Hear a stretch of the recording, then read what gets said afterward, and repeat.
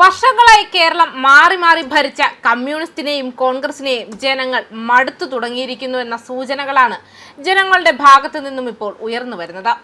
ജനങ്ങൾ വികസനത്തിനും മാറ്റങ്ങൾക്കും വേണ്ടി ആഗ്രഹിക്കുകയാണ്. അതിനായി ഭാരതീയ ജനതാ പാർട്ടി കേരളത്തിൽ വരേണ്ടതിന്റെ ആവശ്യകതകളും ജനങ്ങൾ വ്യക്തമാക്കുന്നുണ്ട്. മാത്രമല്ല, ഇടത് വലത് പാർട്ടിയിൽ നിന്നും മാറ്റങ്ങൾ ആഗ്രഹിച്ചുകൊണ്ട് BJPയിലേക്ക് വരുന്ന നേതാക്കളുടെ എണ്ണവും ദിനം പ്രതി വർദ്ധിച്ചു വരികയാണ്. ആ കാഴ്ചകളൊക്കെ നാം കാണുന്നതുമാണ്. ഈ സാഹചര്യങ്ങളൊക്കെ കാണുമ്പോൾ ഇടതിന്റെയും വലതിന്റെയും നേതാക്കളിൽ ഭയവും ഉയരുകയാണ്. അതുകൊണ്ട് തന്നെ പരസ്പരം പഴിചാരുന്നതിലും കളിയാക്കുന്നതിലും രണ്ട് പാർട്ടികളും പിന്നിലല്ല എന്നൊരു കാര്യം കൂടി മനസ്സിലാക്കേണ്ടതുണ്ട്.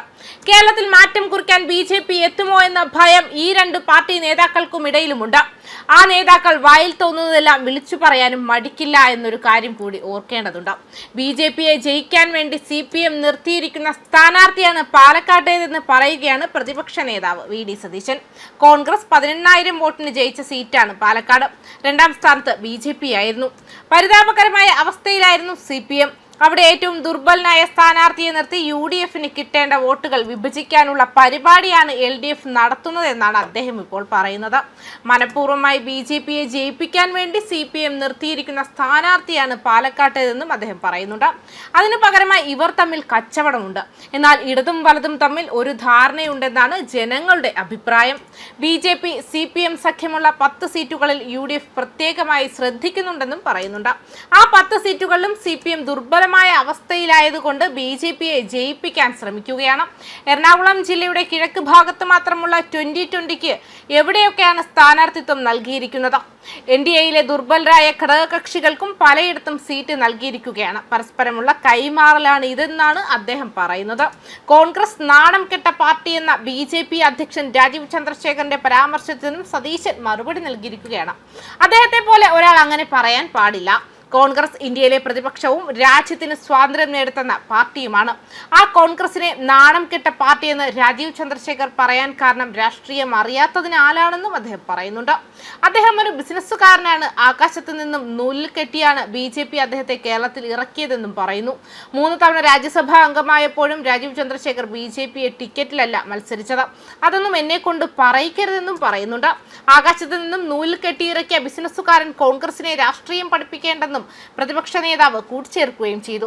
ഇതൊക്കെ BJP കേരളത്തിൽ ഭരണത്തിൽ വരുമോ എന്നതിനെ കുറിച്ച് ഭയം കൊണ്ടാണ് അദ്ദേഹം വായിൽ തോന്നിയതെല്ലാം വിളിച്ചു പറയുന്നതെന്നാണ് ഒരുപക്ഷം പറയുന്നത്. രാഹുൽ ഗാന്ധി നയിക്കുന്ന കോൺഗ്രസ് BJPയുടെ B ടീമാണെന്ന് ഇന്നലെ മുഖ്യമന്ത്രിയും പറഞ്ഞിരുന്നു. ഇവിടെ നോക്കണം, പ്രതിപക്ഷവും ഭരണപക്ഷവും അങ്ങോട്ടും ഇങ്ങോട്ടും വാഗ്വാദങ്ങൾ നടത്തുകയാണ്. ഇന്ത്യയിൽ പിണറായി വിജയൻ അല്ലാതെ ആരും അങ്ങനെ പറയില്ല എന്നും പറയുന്നു.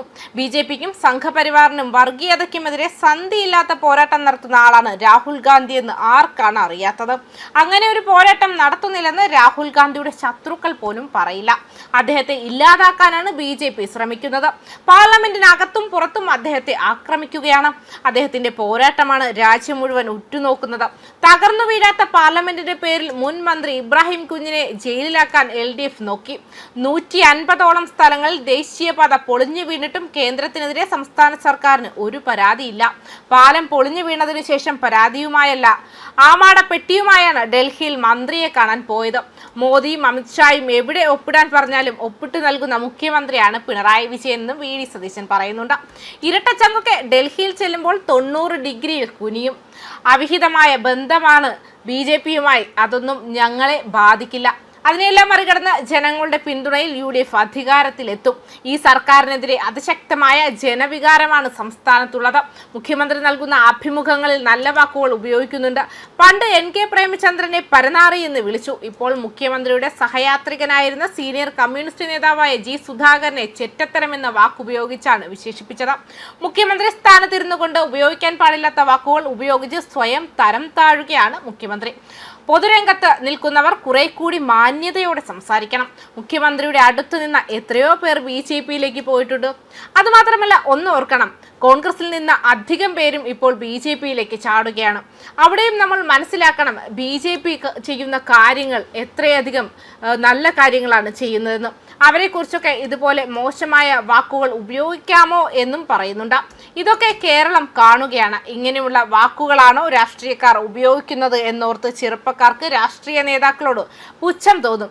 അത് ഇടതായാലും വലതായാലും ഏത് പാർട്ടിക്കാരായാലും ഇത്തരത്തിലുള്ള വാക്കുകൾ ഉപയോഗിക്കാൻ പാടില്ല. അവർ ജനപ്രതിനിധികളാണ്.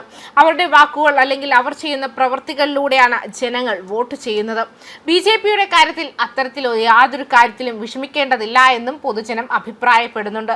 വളരെ നല്ല കാര്യങ്ങൾ അല്ലെങ്കിൽ ഒരു മാറ്റത്തിന് വേണ്ടിയിട്ടാണ് BJP മുന്നോട്ട് പോകുന്നത്. വികസന പ്രവർത്തനങ്ങളും പ്രചാരണ പരിപാടികളായാലും പ്രസംഗങ്ങളായാലും പൊതുജനത്തിനെ വിഷമിപ്പിക്കുന്ന രീതിയിലുള്ള വർത്തമാനങ്ങൾ പറയില്ല എന്നും പൊതുജനങ്ങളുടെ അഭിപ്രായങ്ങളുണ്ട്. അവളോടൊപ്പമാണെന്നുള്ള അടിക്കുറിപ്പോട് കൂടിയ കപ്പാണ് മുഖ്യമന്ത്രി ഉപയോഗിച്ചത്. കപ്പിൽ ചായയാണോ കാപ്പിയാണോ വെള്ളമാണോ കുടിച്ചതെന്ന് അറിയില്ല. മുഖ്യമന്ത്രി ആ കപ്പിൽ കുടിച്ചതിന് ശേഷം അദ്ദേഹത്തിന്റെ ഓഫീസിൽ നിന്നും എല്ലാ മാധ്യമ ഓഫീസുകളിലേക്കും വിളിച്ചു. മനോഹരമായ വാക്കാണെന്നും അവളോടൊപ്പം എന്നതിന്റെ പ്രതീകമാണ് അതെന്നും മുഖ്യമന്ത്രിയുടെ PR സംഘം പറഞ്ഞത്. ആ കപ്പുമായി മുഖ്യമന്ത്രി നിൽക്കുന്നത് കണ്ടപ്പോൾ എനിക്കും ഇഷ്ടം തോന്നി എന്നാണ് VD സതീശൻ പറയുന്നത്.